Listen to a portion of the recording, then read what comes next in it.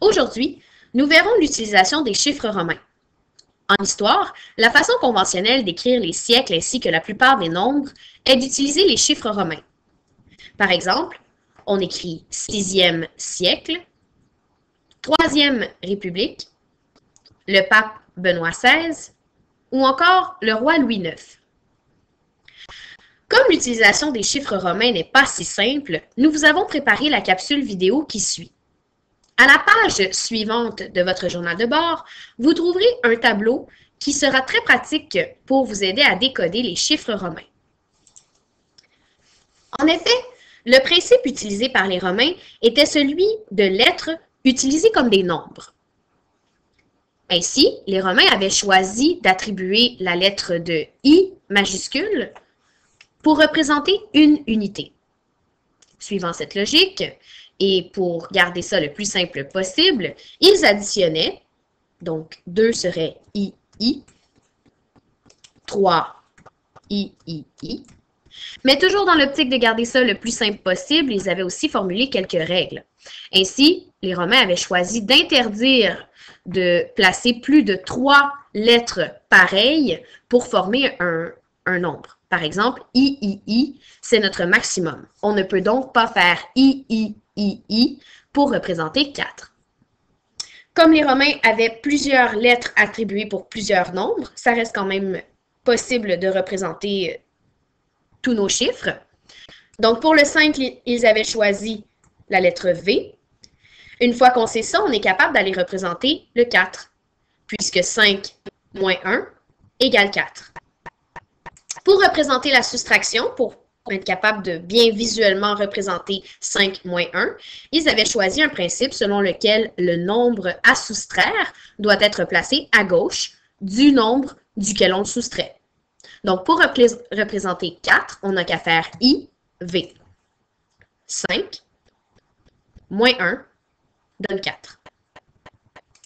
De la même façon, on peut représenter 6, cette fois-ci en additionnant 5 plus 1,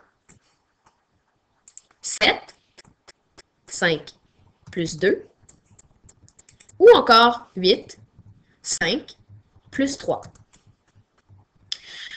Toujours en gardant la logique énoncée précédemment, on ne peut donc pas écrire 5 plus 4, donc 5 plus III, pour représenter le 9, parce qu'on sait qu'on ne peut pas mettre plus de 3 fois une même lettre côte à côte.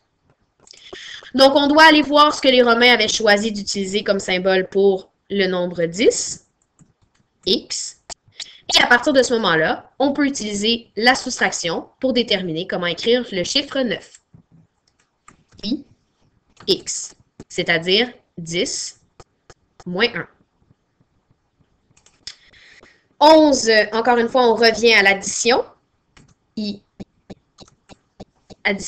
On additionne en fait le X de I pour faire 10 plus 1, 11.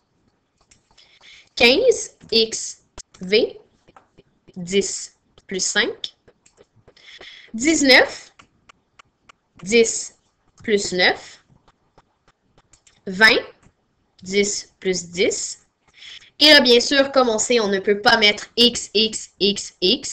On doit donc aller voir ce que les Romains avaient choisi pour illustrer le 50, c'est-à-dire L. Et on fait encore une fois la soustraction. On enlève 10 de 50 pour former 40. Pour les centaines, pour le 100, les Romains avaient choisi la lettre C, facile à retenir. 300 s'écrit donc CCC. 400, encore une fois, on ne peut pas écrire CCCC, donc on va aller voir ce qu'ils avaient choisi pour représenter 500, c'est-à-dire la lettre D. On va donc faire 500 moins 100, on va écrire ça CD, 500 moins 100, donne 400. Pour 1000, les Romains avaient choisi la lettre M, encore une fois, facile à retenir. Et bien sûr, comme dans toute bonne règle, il y a une exception, c'est-à-dire que les Romains avaient choisi Évidemment, ce système-là devait servir à leur permettre de calculer. Vous, c'est assez rare que vous allez calculer avec des chiffres romains et c'est aussi assez rare que vous allez calculer des nombres très élevés. Mais disons que pour faciliter la tâche, on avait choisi de permettre d'utiliser le M 4 fois de suite. Donc, 4000 peut s'écrire M, M, M, M, contrairement aux autres lettres. Le M, lui, peut s'écrire 4 fois d'affilée.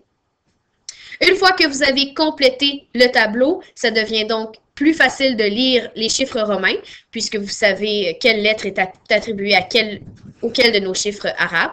Donc, vous êtes capable de savoir un petit peu comment ça fonctionne. Bon travail!